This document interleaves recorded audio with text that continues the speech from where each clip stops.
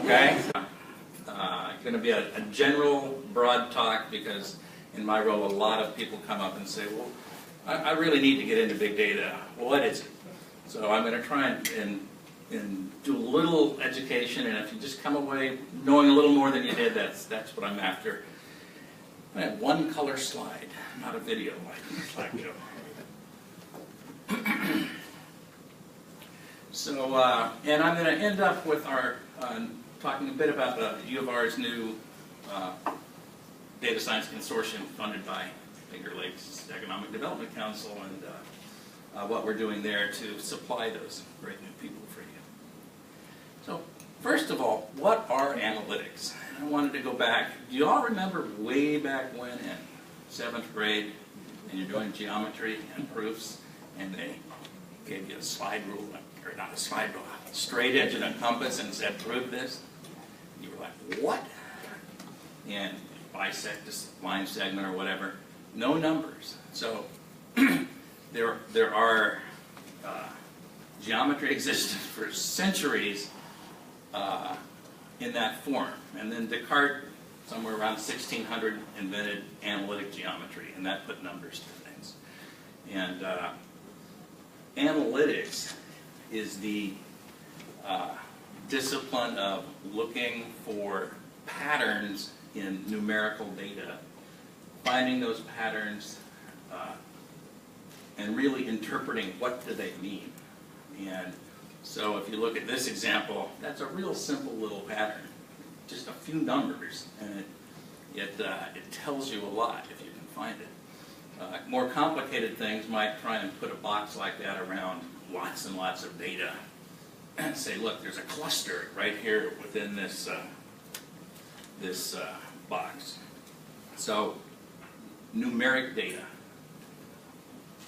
Okay, I'm going into retail now. For those of you as old as me, you might remember when a brilliant marketer at Coca-Cola said, hey, Pepsi's catching up. We're going to make new Coke and get rid of classic Coke. And then they did tests, taste tests, and people went, ooh, and I don't think new Coke exists anymore, hasn't for decades. Classic Coke is what we all know is Coke. And Pepsi jumped on the bandwagon and said, let's do taste tests, and found that people prefer the taste of Pepsi over the taste of Coke. I might have the order wrong. Maybe new Coke came out because of that. I want to tie in psychology here when we talk interpretation of data, because you might go, well, Pepsi tastes better than Coke. And the marketer says, well, you should buy Pepsi because Pepsi tastes better than Coke for most people. So some psychologists went out and said, okay, we won't call it Pepsi and Coke. A can of Pepsi will put a P on, and a can of Coke will put a Q on, and people will be testing P versus Coke. Lo and behold, people preferred the drink labeled P. And they switched it, and they labeled Coke P and Pepsi Q, and lo and behold, people preferred the taste of drink P, Coke. So, interpretation, what does that mean? What's driving people's behavior? And that really matters in marketing, in politics, in all kinds of things, actually interpreting the data. So, now, big data. Is big data analytics? Well, analytics has existed for a long time before big data did, so I would claim no, that you can do analytics on small things like a school or a school classroom and come up with really interesting results. Data science, same thing. There didn't used to be data science. We called those people statisticians, and there's still not that many data scientists out there. If you can afford one, you're in good shape. And a lot of statisticians think, well, hey, you're just a new name for, what is it, same old wine in a brand new bottle. AI. AI is really trying to use techniques to emulate human intelligence. So it might be big data. For example, Google Translate does a fabulous job, and it's because it can use so much data. It doesn't know what it's translating, no idea, but it does a much better job than translators that work on syntax and semantics and try and reason it out the way people do. That takes a mass of data. Robotics, on the other hand, might not take much data at all, and it's AI. So the last thing I'd say is lots of data. Well, you might think you have big data. Whatever you have, somebody else has more. So don't worry about how big it is. Be happy somebody else is trying to solve the scale problems.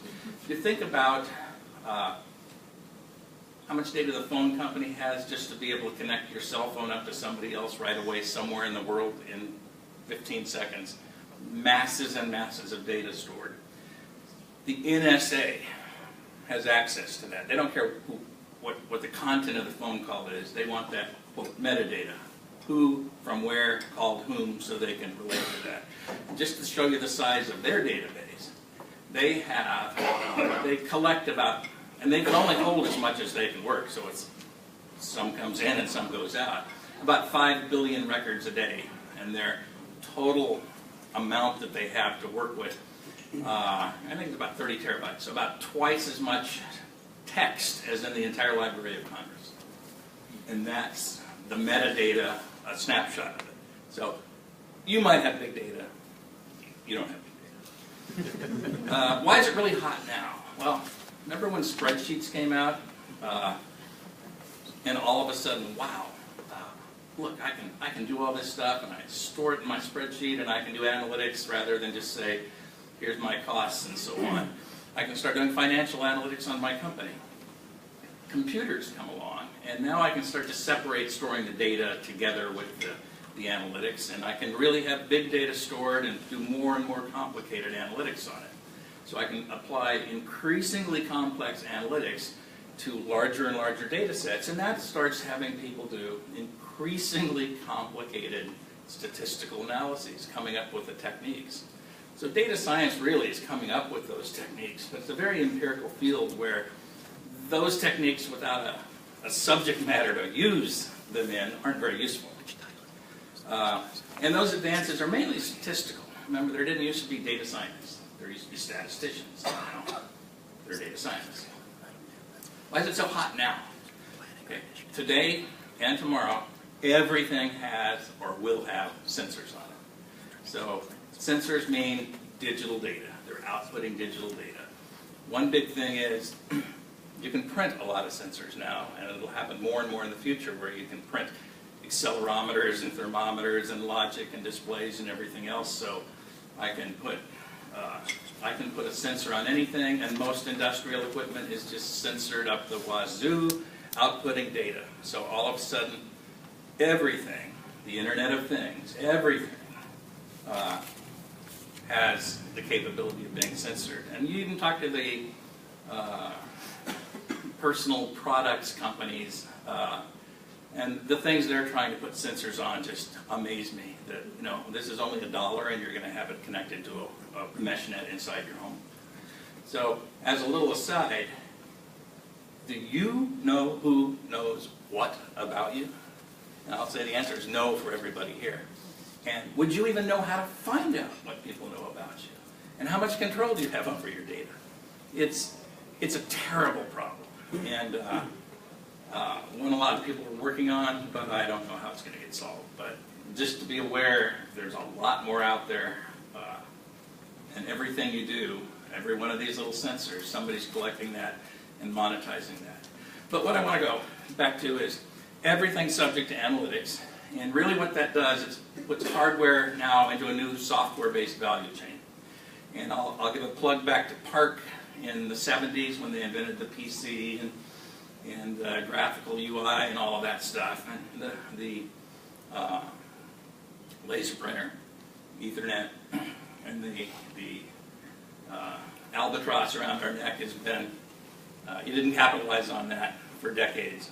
But they made tens and tens and tens of billions of dollars on what they knew how to do, print, laser printing. But it really took the rest of Silicon Valley 30 years to capitalize on all the other inventions that came in about 1 year. And that entire ecosystem is really a software-based ecosystem now, resulting in something so that what used to be a phone, the value was in making and selling a phone, the value chain now is the software on that phone. You don't need to replace your phone every 2 years. You might, but you're downloading apps, whether you don't or not, constantly. So Software is value, and that's who you're paying money to develop things. And in one of my goals and the consortium's goals in the Rochester area is start to have a knowledge-based economy. It's an attractor for people who know how to do things like that. We're traditionally a manufacturing-based economy, but that is going to move to a software and analytics-based, non-commodity manufacturing, systems-based. My only deep dive, do I have time for, how do I do it? Okay, one deep dive. Cyberphysical systems. So those are manufactured systems, physical systems that have computing capability embedded within them.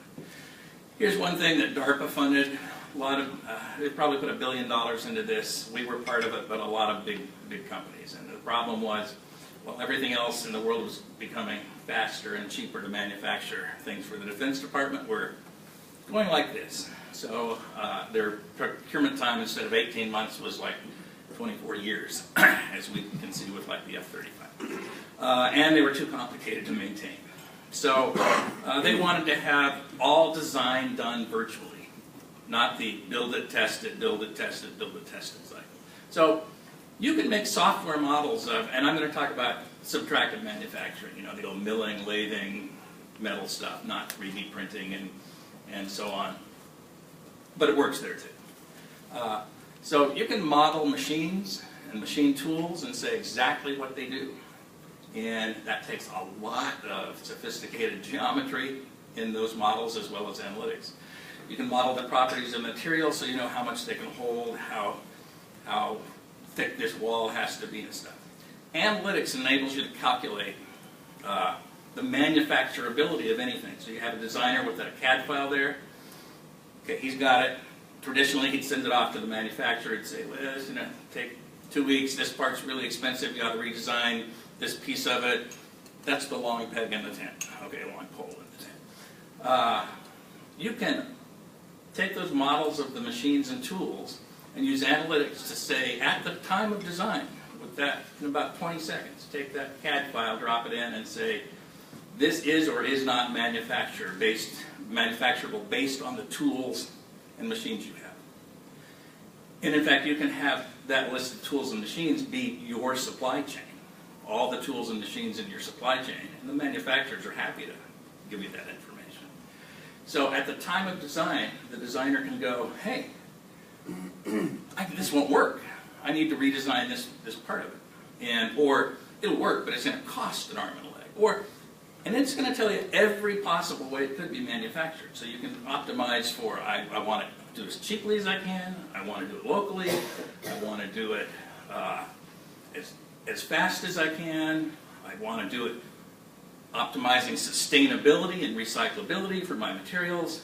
And all of a sudden software is disintermediating manufacturing. You don't have to have the designer go to a manufacturer and ask all these questions. And flip it over, the manufacturer can do the same thing. Gets that CAD file, says, well, here's my shop's capabilities, and instantly can go, hey, I can bid on this. Or if I bought this gangly sprocket wrench, I could bid on this. And all of a sudden you've got a marketplace, a healthy, growing marketplace, kind of Uber for manufacturing. That exists now. So segue into self-aware systems. Now I'm designing cyber-physical systems that have sensors outputting all this stuff, and you know your car has little red lights, and Progressive Insurance knows everything you do. You start to have your car have some awareness of what it's doing and how it should operate. The car can start thinking, hey, something's wrong here. I should do something about it. The Holy Grail is to have it reason about itself and fix itself.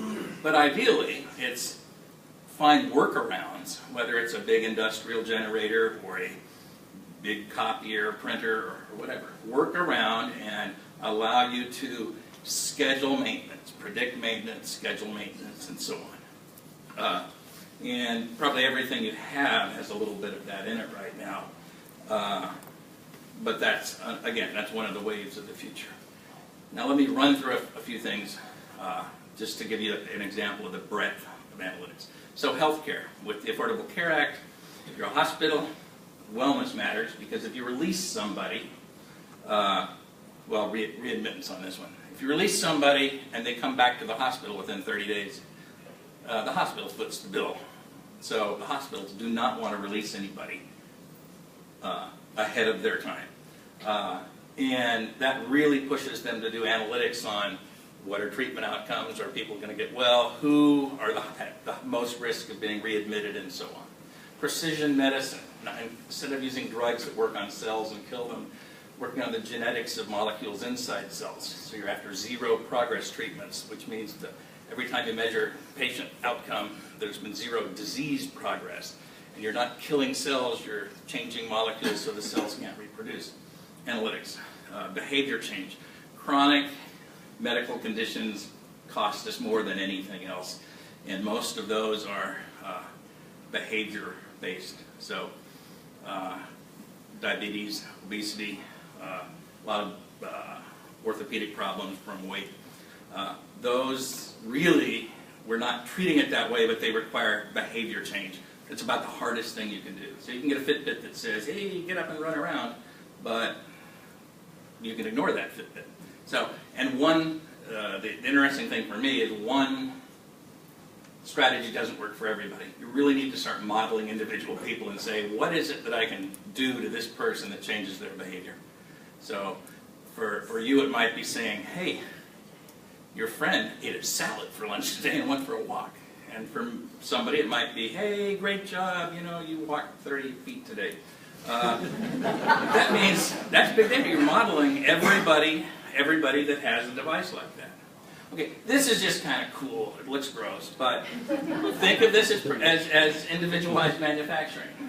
From an MRI of a kidney with a tumor, you can segment that kidney and tumor, use soft gel, and print a 3D model. When you print, use injection printing and make it outside of the kidney, but you print everything that's inside that separately. Blood vessels, the mushy goo, I don't know what it is, the musculature and so on. And you can put it in a 3D printed torso, and you can run blood, imitation blood through it. So now a surgeon can have a really complicated operation and rehearse it beforehand.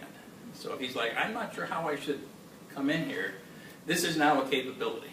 It's not on the market, it's over at URMC, but I was blown away by seeing this. Other things is probably my next to the last slide. Okay, visual analytics. Harris will probably talk some about this, Joe, but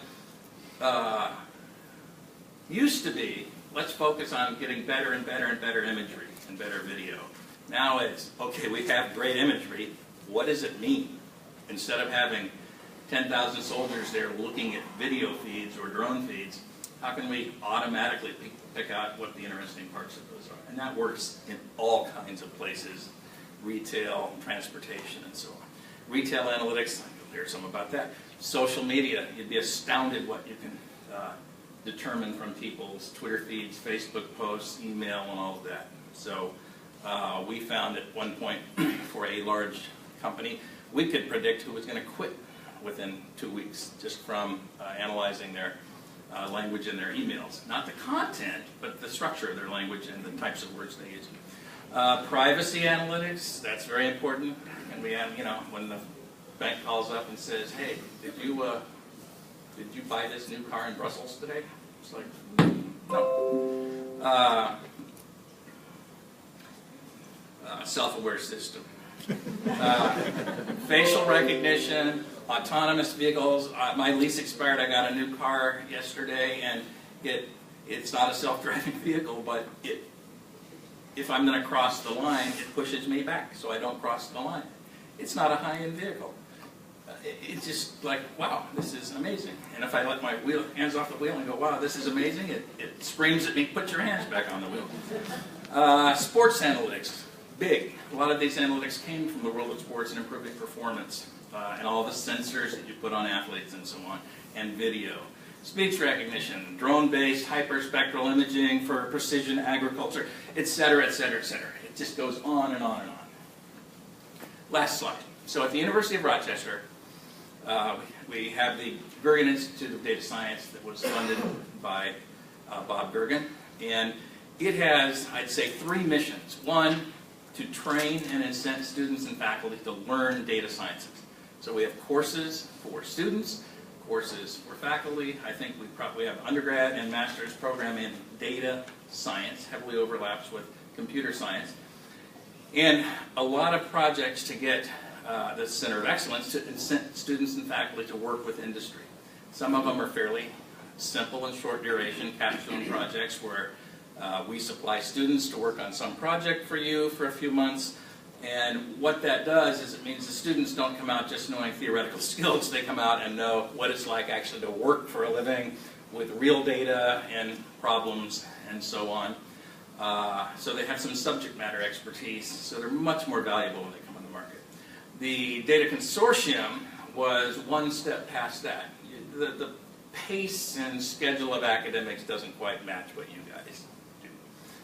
So the consortium has the funds to hire staff data scientists, senior data scientists, and software engineers, and hopefully our own students, to put up themselves up and work on projects with you guys. Our first 2 are Harris and Wegmans, and working closely with them at the pace they need.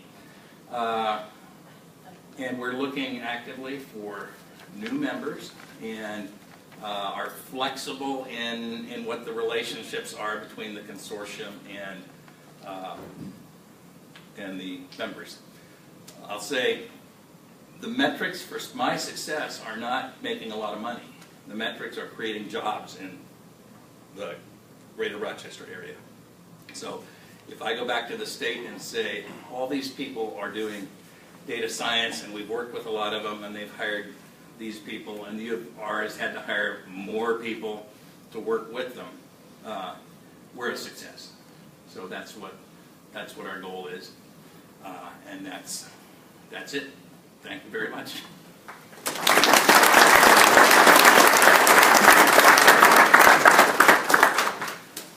Take everybody's time. Thank you very much, Walt. We will have a Q&A at the end if you have any questions for Walt. So again, thank you, Walt. And also thank you again to our event sponsor today, Bolter Industrial Contractors, and our Rochester Trends Chamber Featured Speaker Series sponsor, Avani Technology Solutions. I want to bring up Bill Strasberg now. He's Vice President of Strategic Planning at Wegmans. Bill represents Wegmans on a number of economic development boards, including the Chamber of Commerce, GRE, Visit Rochester, HTR, and the Finger Lakes Regional Economic Development Council. He also helps Danny Wegman in his role as chair of the board at the U of Rochester, and the Finger Lakes Regional Economic Development Council has the agriculture and food sector as one of its 3 key pillars. Bill organizes the stakeholders in the region to build upon and expand that sector. Please welcome Bill Strasberg.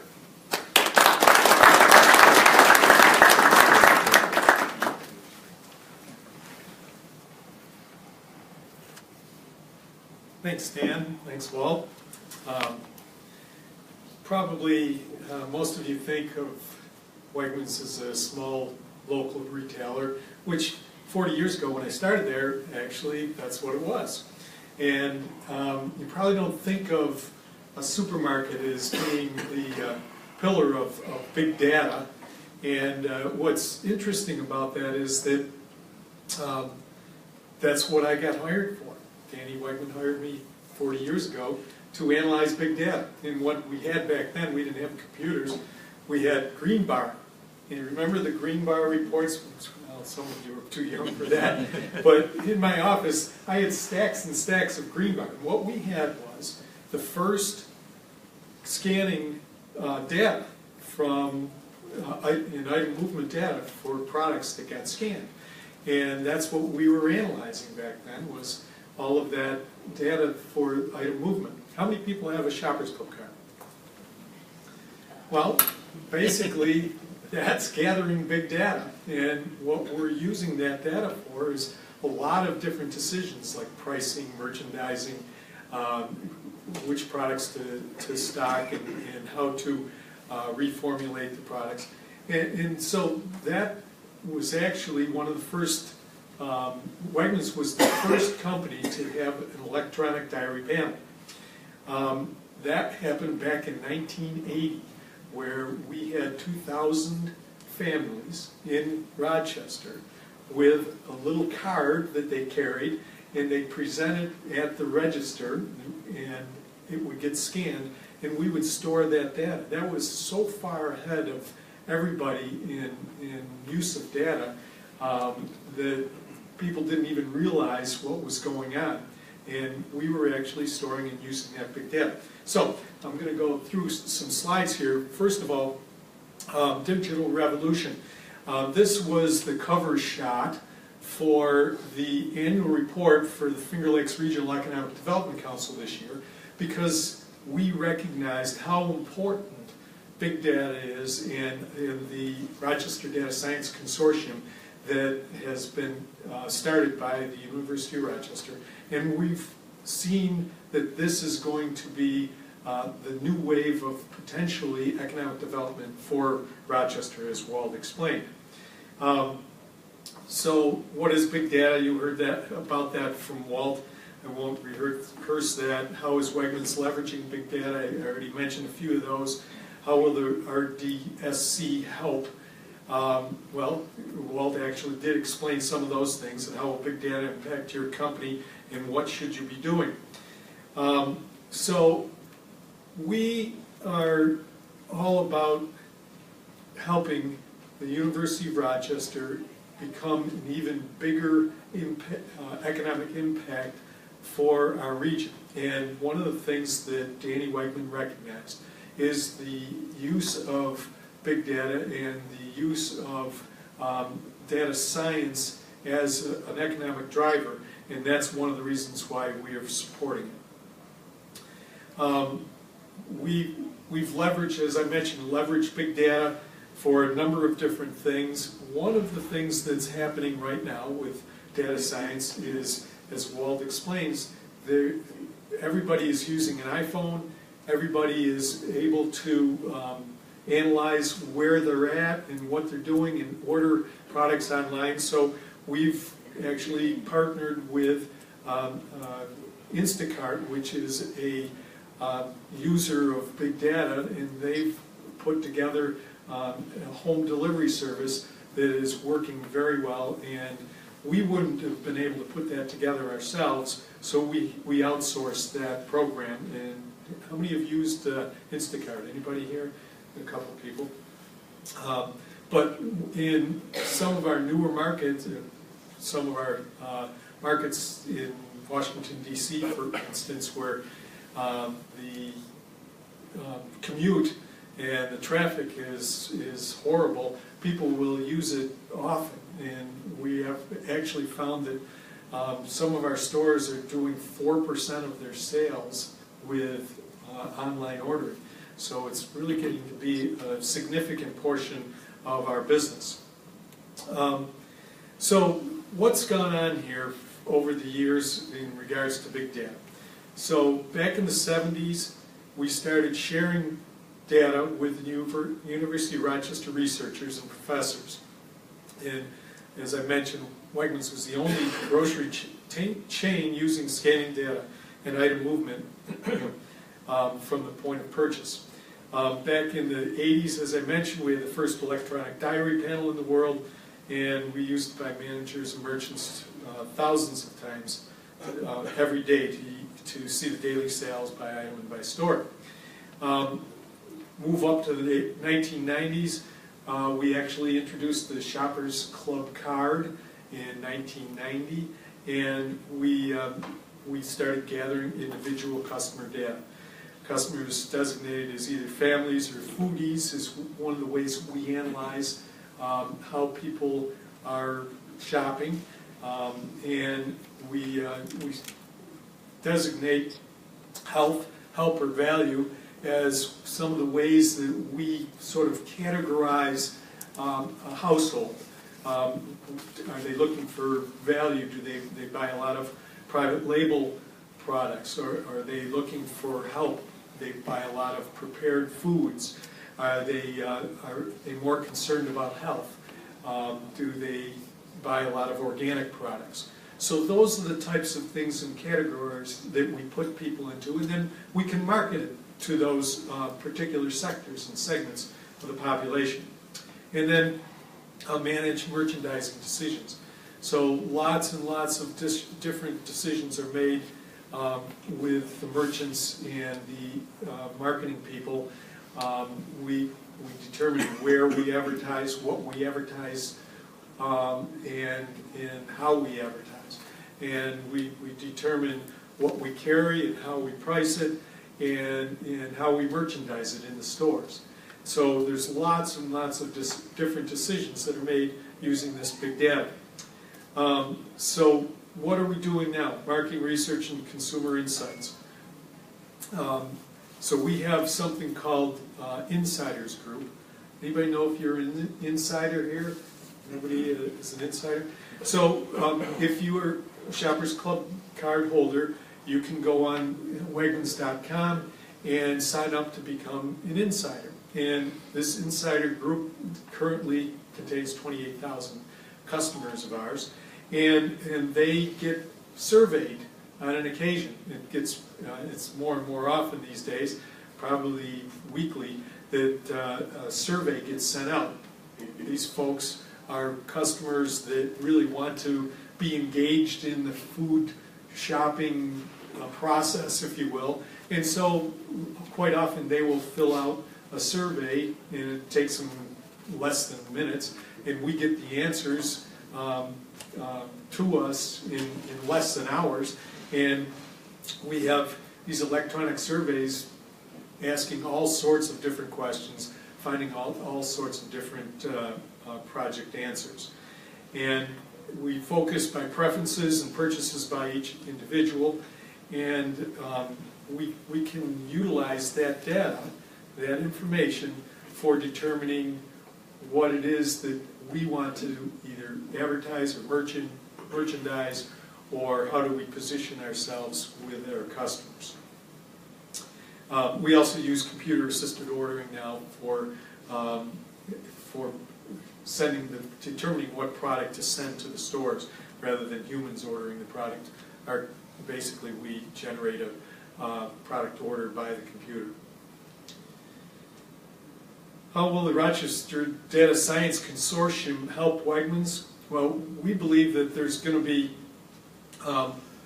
opportunities for us to partner with people like the University of Rochester, with Harris, to help figure out better ways of utilizing the data that's out there. And we see all sorts of opportunities in the future for that. How will big data impact your company, and what can you do? So, just encourage you to embrace the data, embrace the technology, and figure out how to leverage it. I do truly believe that one of the biggest reasons why Wegmans has grown steadily over the last 40 years is their commitment to analyze data. And it's easy for me to say, I'm an analyst and that's what I was doing for them, but I believe that there is an opportunity for everybody to use data to make wiser decisions and be able to help your companies. Seek out the innovators in your industry and become a partner with them. There are lots of opportunities. You've heard from one of them already today. You're going to hear from another one in a few minutes. There's lots of people doing a lot of innovative things in Rochester, and the University of Rochester is a leader in this science. And I think with people like Walt driving this, they're going to be even a bigger driver in the future. And consider becoming an RDSC partner, as Walt said. They'll be considering having other people join the group, and Walt will be happy to help figure out what it is that will allow you to be even more successful with your businesses than you already are. So thank you very much, and Dan, you want to please?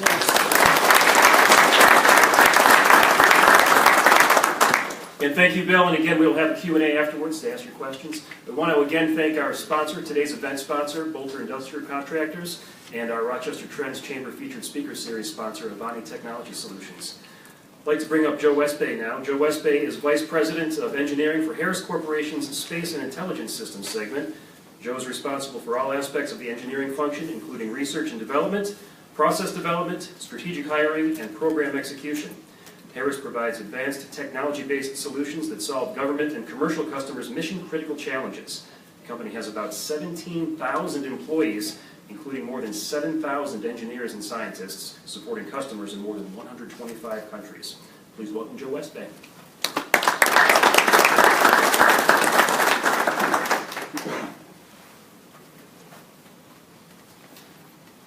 Thanks, Dan, and thanks again to our sponsors. It's amazing the diversity here, looking at both UVAR, at Wegmans, and now Harris. I'm going to take a little different tack here. I'm going to give you a couple of charts. I'm going to show you a video of how we use big data in some of our markets and some of the feedback from some of our customers. So just a little bit more about Harris. Harris is actually, kind of think of it as three companies within a company. We're about $6 billion in size, and roughly all three segments are about $2 billion apiece. Most people in Rochester are familiar with the communication systems. That's our friends down the University Avenue and Jefferson Road who build world-class networked secure radios, and they have a fantastic business and have done well for decades here in Rochester. I actually come from a different part of the company. I'm with the Space and Intelligence System. So while we have the same corporate parent, we're actually in very different markets, and we have different missions. And we do share talent, we share recruiting strategies. We work closely with the people over our university, but other than that, we operate separately over the course of time. Just a little bit about Space and Intelligence Systems. We tend to work in very diverse markets, and as you see in our name, we work with space assets and we work with intelligence customers. I won't go through all these. I'll talk about a few of them in the next chart or two, but we tend to build payloads for space usage that collect data via remote sensing. So we for decades we've built cameras for both national classified customers, but also commercial utilization. If you go out and Google Earth, you look at some of the imagery out there, that's basically a camera that was built here in Rochester. It's collecting that data. We build environmental sensors, and that's what I'm going to talk about in a minute with respect to the weather sensing. We build payloads that transmit the data you get in your phone for maps. We call it PNT. You'll hear it called GPS in other markets, and that's a market we're actively in, have been for over 40 years. We also, you see things on there like space superiority. Space superiority is a new market. It's emerging for not only us, but a lot of other folks in aerospace and defense. What's happening today in our world is a lot of different countries, some of them who are not our friends, have access to space. And we have assets up there that are delicate and can be harmed. So the space superiority market is all about how do we protect and defend our assets up there that are operating today. So again, just a little bit more about Harris Space and Intel. You probably experience this every day, whether you know or not. When you watch the weather on the local news channel and you see images like you see up in the screen here, those are cameras in general that have been built by some part of Space and Intelligence Systems. And I'm going to talk more about that in a minute. As I mentioned, GPS, we build the payloads that transmit the signal down to your cell phone or your Garmin or your smartwatch.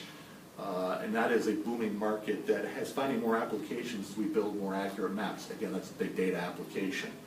And then, as I mentioned earlier, we do Earth imaging cameras and put them on satellites that fly in space and continuously image the Earth from different parts of the globe. So for my example today, I wanted to talk about something that's important to all of us in Rochester, which is the weather. We have for decades built various generations of new weather cameras, and the current advanced generation we're flying is something called GOES. GOES stands for Geostationary Operational Environmental Satellite, so it's easier to call it GOES. Geostationary is just a nice way of saying it flies 22,000 miles above the Earth. So that's the orbit it sits in every day. So what are we doing with GOES in this generation? GOES has been flying since the 1960s, and we continue to make upgrades and improvements to it. On one hand, our customer is NASA, and NOAA, who are our national agencies. But in reality, our customers are the National Weather Service, national and local meteorologists. What are they looking for advanced weather sensing and weather modeling? Well, very simply, they're looking for big data. If they can get more precise data, more accuracy out of a camera, they can give us more accurate weather predictions. And you think about it, what do you really want with your weather prediction? You want accuracy, right? For those of us in Rochester, you know, if you live in Webster or Henrietta or Greece or Fairport, your weather might be different. You're looking for what it is where you are, not just the global area that you may reside in. So you're looking for that accuracy. You're also looking for timeliness. You want to know exactly when the storm's going to hit. You don't want to know it's going to hit in the afternoon. You want to know it's going to hit at 3:30, and with what intensity and what impact it's going to have. So as the meteorologists model and they look at what they need to do that kind of prediction, they come back to us and tell us what they need in an instrument or in a camera to make that happen. So if you think about it, a camera, very simply, although it flies in space and is very complex, it has a couple dimensions you can work with. And what they've told us, they really want more colors, more spectral channels. And in this current generation of GOES, we've been able to add 3 times the amount of colors that we've had in previous instruments up there. So again, that feeds into the models, lets them get more accuracy. They want better resolution, just like you have on maybe your iPhone or Galaxy camera. It used to be 2 megapixels, now 4, now 8. The more megapixels you get, the more resolution you get in your picture, and that helps the weather modelers. And lastly, they want faster speed. They want to be able to scan the Earth very quickly from that 22,000 miles away, and then rescan it again to see how quickly things are changing, because that helps their model prediction. In the current generation of this satellite, they can scan the Earth every 5 minutes, or in certain areas of high intensity, they can scan every 30 seconds. So it looks like it fell off the bottom of the screen here a little bit, but right now we are in the process of launching these GOES satellites. We built 4 of them. The first one, the data, it's on the bottom of the screen there. We launched it in November of 2016, and we're already getting great feedback from the weather community. They have been able to really enhance what they're doing in terms of modeling. You think about it, since November of 2016, which is only about 15, 16 months ago, we've had 3 major hurricanes in the United States. We had Hurricane Harvey, we had Hurricane Irma, and Hurricane Maria. Those were devastating events, but we were able to help with more accurate predictions and more timeliness of how that was fed into the community, basically to save lives in certain cases. We also have had a number of wildfires. We've had other very drastic weather events just in the last year that it's been important that we model this as accurately as we can. The actual next launch of one of these satellites is going to be Thursday afternoon at 5:02 at Cape Canaveral, so March 1st of 2018. We'll put another one up there, and over the next 3 or 4 or 5 years, we'll put up 2 more, so all 4 are flying at one time. And again, as this big data becomes available, we get the 3x more channels, the 4x resolution, the 5x scanning speed. That will significantly improve over time how well we can do weather predictions. Just one last chart, and then I'm going to go into a video here. You know, the question is, how does big data help weather forecasting? Well, this is, you know, I couldn't resist putting one graph coming in from an engineering company. You know, if you look at getting more difficult in terms of the instrument or the analytics you're doing, how does that really help you? Well, you think about it, if you have a picture, an old snapshot, you can look back and you say, here's what happened, and you can discern that level of information out of it. If there's additional detail in it, you might say, why did it happen? What caused that to happen? And what's really going on with the weather, they're trying to get into predictive analytics, what will happen, right?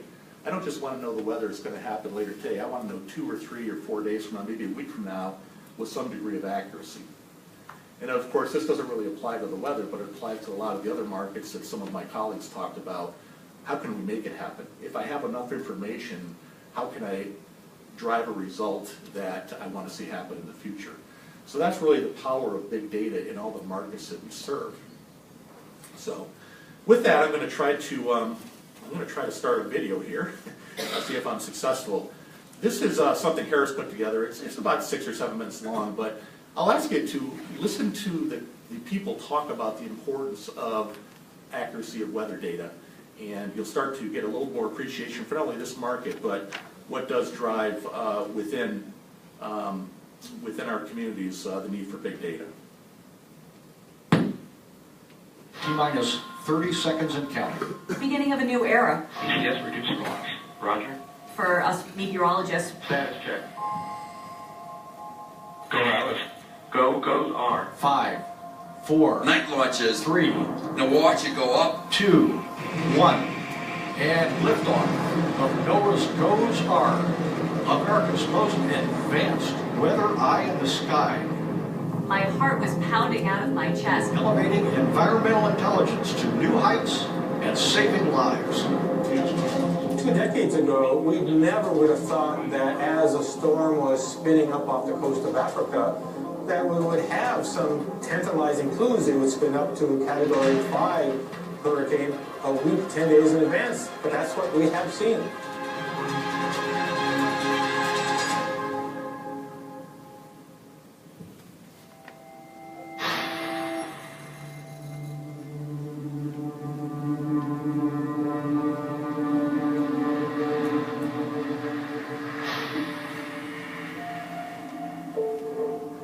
It was 10 plus years in the making. There's certain things that are really crucial with weather, and one of them is timeliness. If you gather information but you can't process it or understand what it is and how it can be utilized, you miss things. If you build into that satellite the ability to do rapid scans every 30 seconds over a rather large area, you can start seeing the evolution of these weather systems with a lot more fidelity. We started working with GOES 16 sometime around maybe 2005 is when we first started trying to figure out what information we would get from GOES 16 once it is eventually launched into space. When I first heard about GOES, I thought it was going to be a game changer because of its geostationary location and its value for extreme events. This has opened up new knowledge for both meteorologists forecasting the weather and for those of us trying to understand it. We were making a quantum leap. We were making the biggest investment and improvement in the entire history of the GOES program. We've always had sort of some inkling that we could do what GOES could do, but we needed the technology. And this is a beautiful marriage of advanced technology and engineering and science.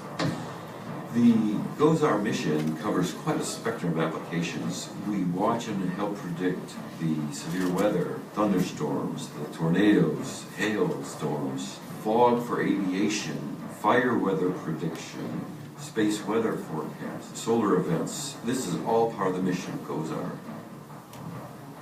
The Weather Service and with NOAA's satellite division on the kind of next generation of technologies, there's kind of 3 areas where they wanted us to focus. Timeliness of the data. Can we do it faster and get it to the forecasters in a quicker time frame?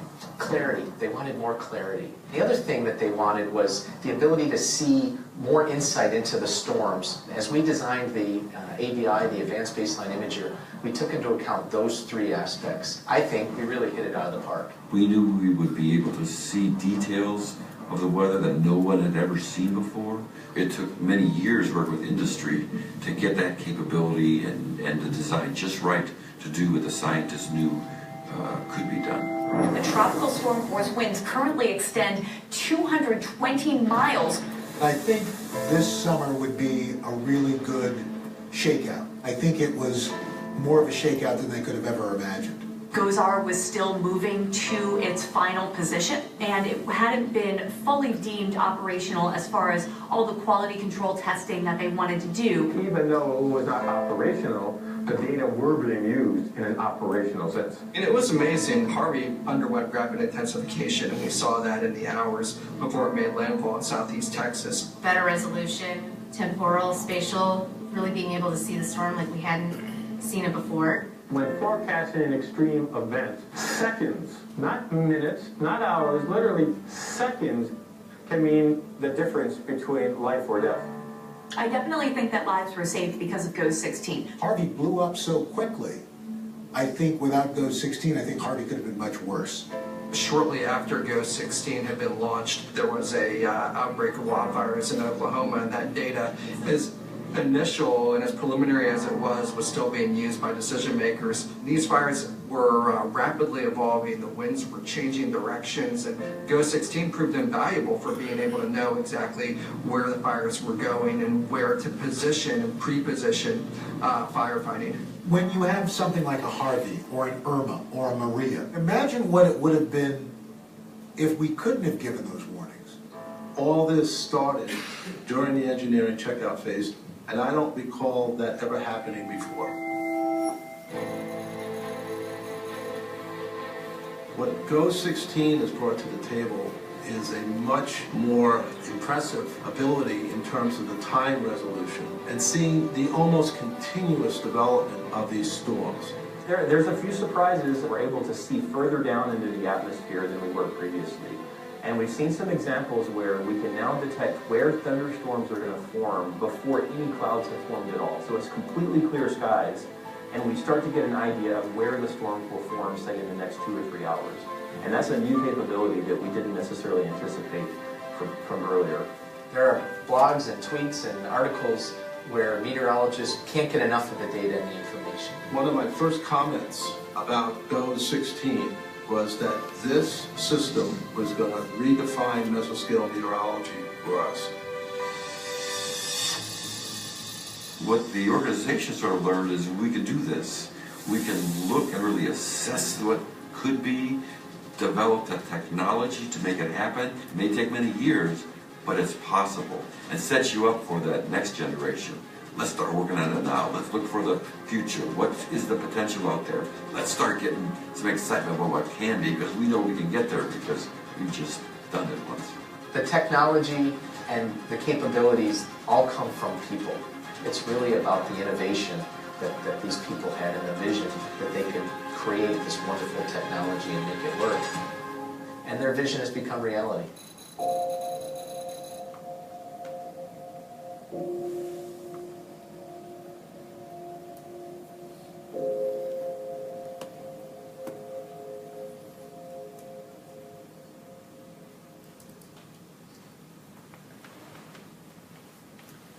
Just a quick example for you, what big data does in one of our markets, and as you heard today, it applies to pretty much everything we do in our business and a lot of other businesses also.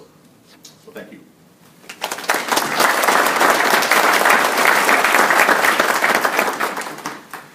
Thank you, Joe. And again, Q&A coming up very shortly. Again, I want to thank our today's event sponsor, Bolter Industrial Contractors, and our Rochester Trends Chamber Featured Speaker Series sponsor, Avani Technology Solutions.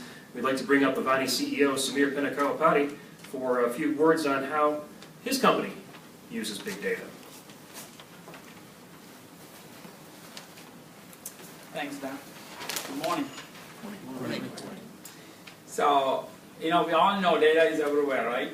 Whether you are a small business or a larger corporation. Last year, Gartner predicts out of their research report, 70% of employees do not use the data analysis, doing their day-to-day jobs to their projects, to their departments. Imagine if all those data analytics put together have a greater strategy, whether you're a small business or a larger corporation, the productivity goes by even 5–10%. It's significant improvement for the business profitability. So it's very important. It's a misconception that big data is really you have hundreds of millions of data facts or billions of data. It could be any data, but if you can draw some conclusions or insights out of those data, it's going to be very helpful. I want to share just one quick example. One of the projects we've been doing. So we built a platform called HCM, cloud-based HCM platform. The name is CPAL. It does three things. It hires employees, it helps companies to hire employees, it onboards employees and manages the employees, all in one unified single platform. So while we were working on this platform, we have over 1,000 customers in employers of 10 employees to 5,000 employee corporations are using the product. So the larger employers came forward and said, hey, we have the biggest challenge today we have is hiring the talent that we need to take our projects to completion on time. So there's a challenge for that. So how can you help us to predict identifying the candidates with the right skills with the least amount of time? And we started looking at their data into, okay, what of those keywords. So basically, if you look at the data, they're looking at tens of millions of resumes and have hundreds of thousands of keywords by hundreds of their recruiters, their supplier recruiters, different things. So there's a lot of data out there. But some keywords with specific job descriptions are resulting in more qualified resumes during their search than others. So we started looking at the whole data, and we saw there is a correlation between what kind of search keywords to use that brings into the better qualified resumes that actually leads to lesser time to hire the candidate and much lesser cost in hiring a specific candidate or fulfilling the position for that. So that helped us to increase the hire time by 33%, 1/3 of the time that we improved, and also the cost of hiring the candidate was dramatically increased. And then we're still looking at the data that we're running this algorithm we built. It's going to help our customers for this platform to protect a candidate that's suitable for their job, for their job description. So I think the data is everywhere. We had to look into it, how this data, and a lot of times the misconception is you define the problem and go look for a solution in the data. I think a lot of times data actually tells you where the problem lies, and then you start looking into that, how you're going to solve the problem. So with that things, big data, again, the conception is not really big data. Any data that I think can use it to improve your productivity, or it makes your employees and your organizations be more productive. With that, thanks for the opportunity to be here. I think I know I'm trying to be on 2-minute time of that. You're doing well. You're doing well. So with that, thanks so much for that. I'm happy to support.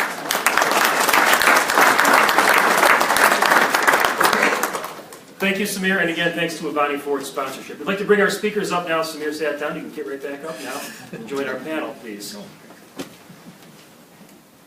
Just one moment while we reset.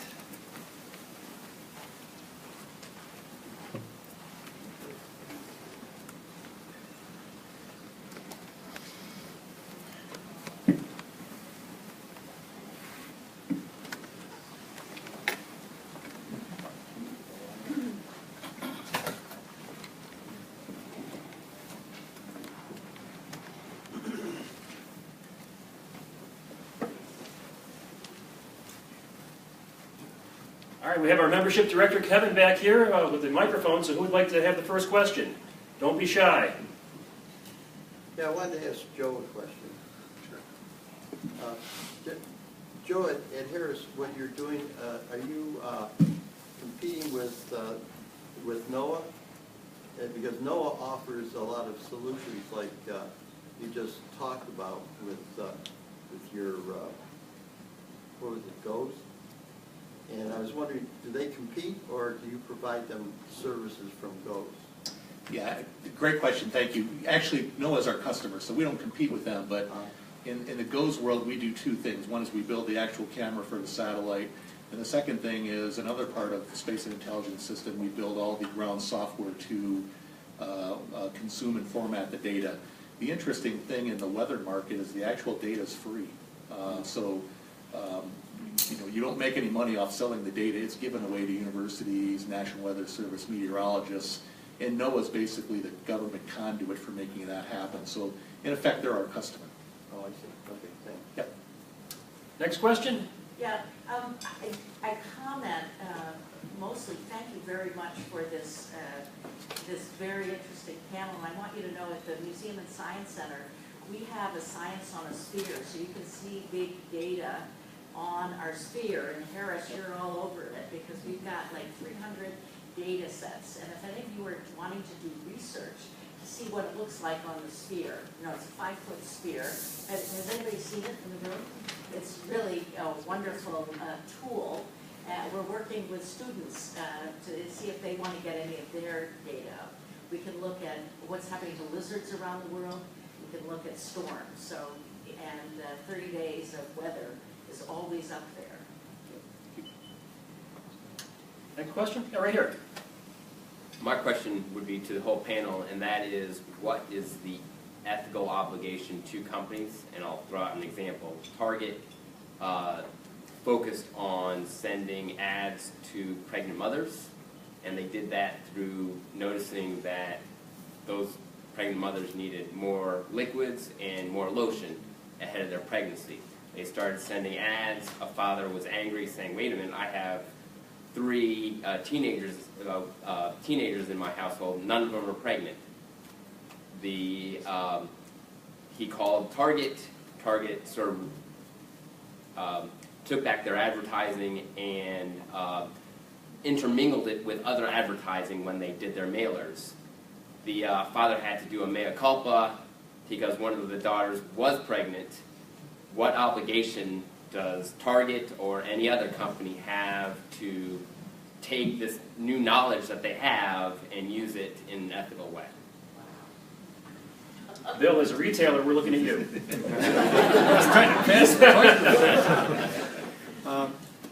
Good question. So we have a privacy policy that we take very seriously, that we will make sure that no information is shared with outside vendors or outside third parties that could potentially use the information for specific purposes, such as the one that you've mentioned that Target had.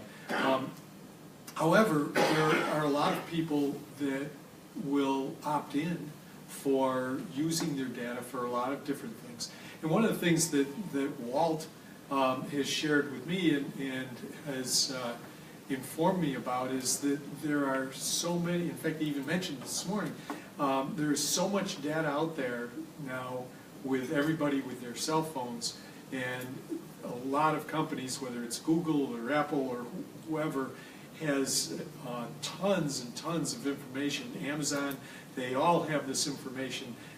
They could easily use that information to target market for individuals. Now, some people will take offense to that, but what Walt shared with me, and I'd like him to at least nod when I say this, is that the mores of the population, at least in the United States, in 2018, are significantly different than they were 10 years ago. Because they recognize that a lot of this data is out there. You have an opportunity or an option on your cell phone to allow them to know where you are every second of every day. You can say opt in or opt out. And I don't know what the percentages are, but I'll bet 90+% of them are saying opt in.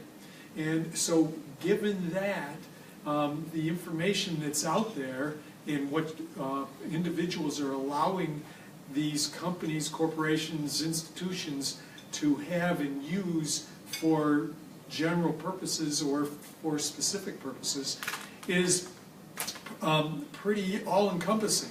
It's ubiquitous, and there is tons and tons of information out there. So it's changing. Obviously, when we started Shoppers Club 30 years ago, we said, gee, we have to be very, very careful and be very specific about how we control this information, protect this information, protect the privacy of all of the people that are allowing us to gather data on them. And we've done that for the 30 years. But what we've seen, particularly over the last 10 years, is that the individuals, the consumers, are less worried about those types of things. 2 quick points. One is, I think you're asking for an ethical answer from the technology, and that's not going to happen. I think it really means you need an educated population and educated politicians to think about these issues, knowing what the technology is capable of and what do we want out of this. A lot of it, it's in our hands to decide how much privacy and what people should be allowed to do. The other is things are moving so fast. I think a lot of things happen that people don't foresee are going to happen. You know, like Joe said, all that weather data is free. there's a lot of free data out there. Last month, I think it came out that using cell phone usage data, some guy down in Australia or New Zealand was able to find out where all these secret CIA bases and stuff were, because the guys were out jogging and were recording, you know, here's how far I went. Nobody thought about that ahead of time. And I think that's going to happen more and more. There's more data out there, there's more people loving to use it.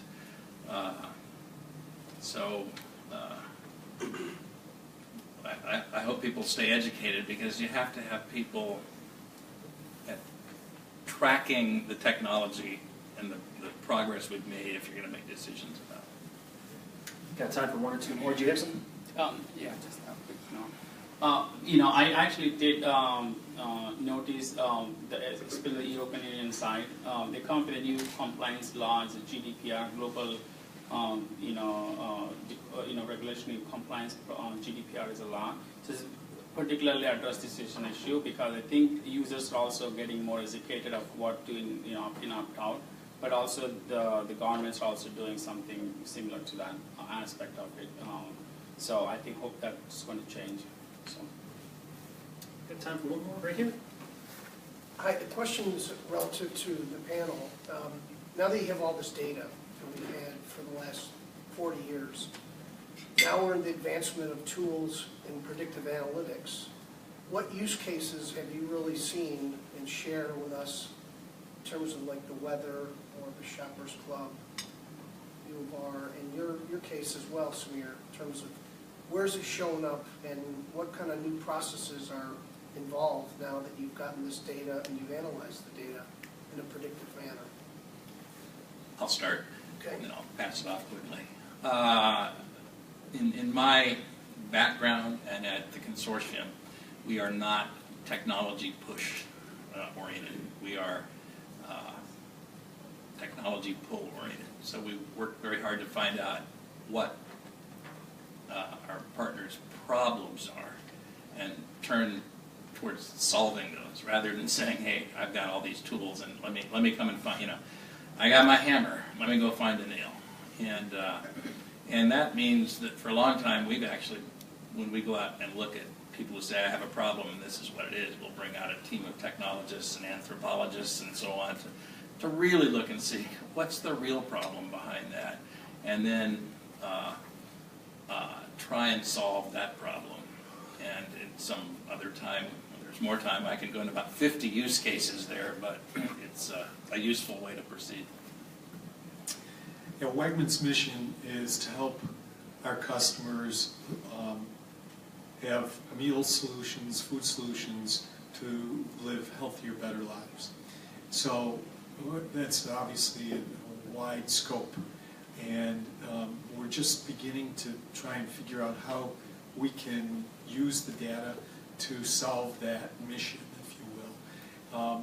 And as we look into it, we have to understand what does a healthier, better life mean to the individuals. We have to understand how does food impact that, and so a better life may mean it's more convenient for them to buy the food that they need to eat, and so either through online ordering or through prepared meals or whatever it might be.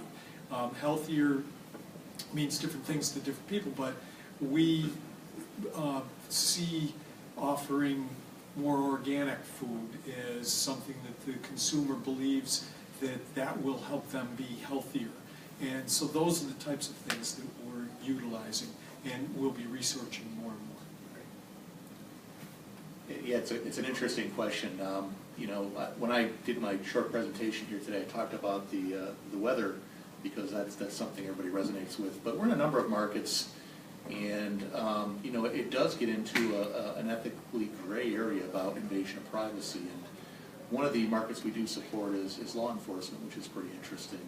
And there's a statistic out there now that says every single person in the United States has their picture taken roughly 50 times a day, which is a little bit scary, right? It might be Snapchat, Instagram, it might be when you go to through the ATM, it might be when you go into Walmart, but your picture's being taken all the time. Probably as you walk in and out of this building, I imagine there's cameras somewhere.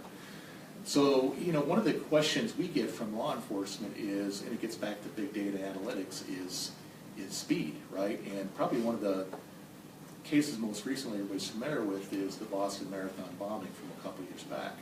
If you remember what happened there, it resolved actually within a day or two where they caught the two individuals. One was actually killed by the police. But what they did in the background is right after that happened, they started collecting imagery data.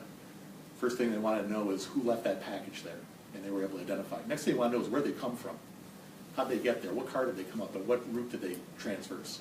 And the next thing they wanted to know is where they go after, right? And in reality, that took about a day or two to stitch all that information together to figure it out and essentially solve the crime. Where they really want to get to is, instead of a day or two, can we get that done in 10 minutes, right? And can we turn around the data quicker and have better analytics, both forensic and predictive analytics? So, those are the markets you're going to see evolve very, very quickly over time, and it's just happening at a rapid speed.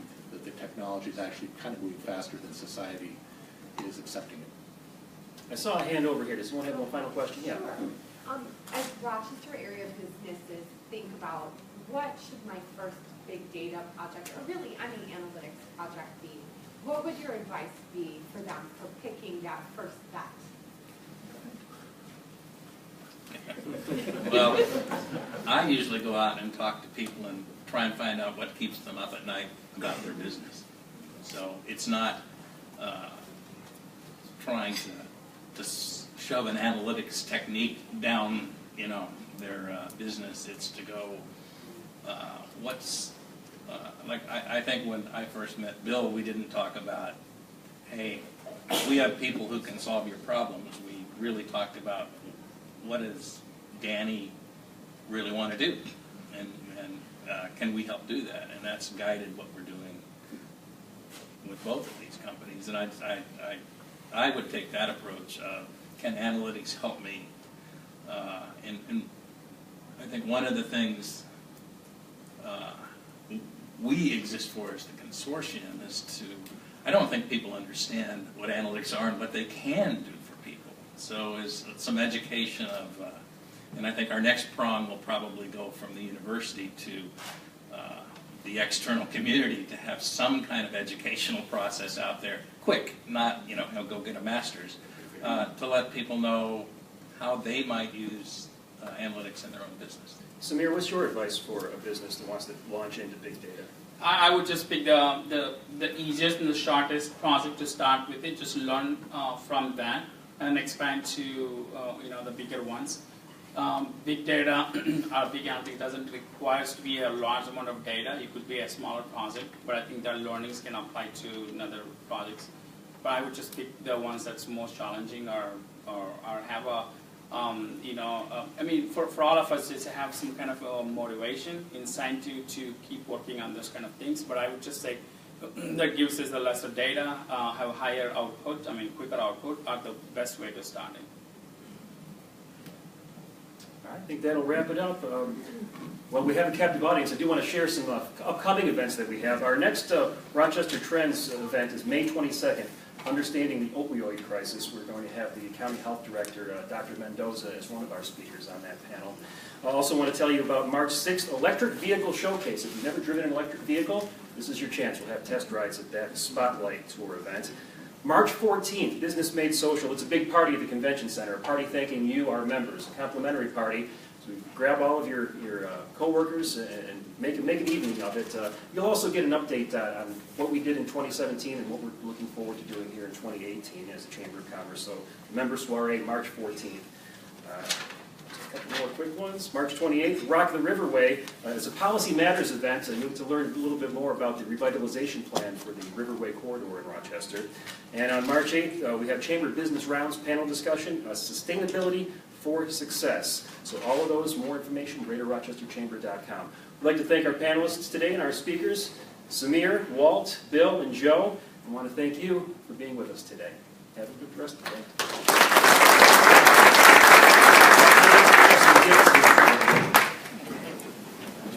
Nice meeting you, Bill.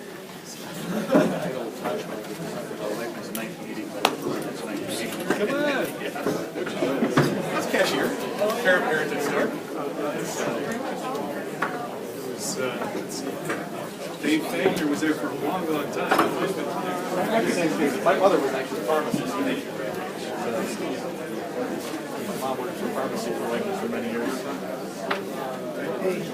Nick, long-time member of Shoppers Club. Former database, how about that? Oh, wow. Can't mention that. Who knows that? Yeah, I know you do. Yeah, John Reeves. John Reeves is the one that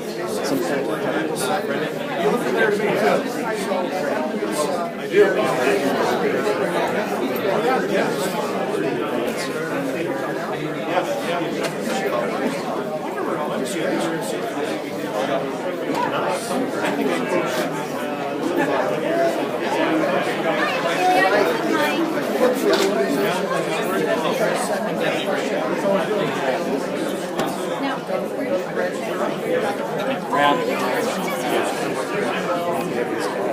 Don't want to just close out of it, then I won't be able to see it.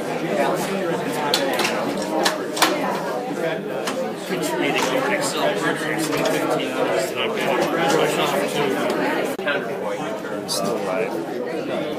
business need, we need to think about Excel, technician, and still learning how to work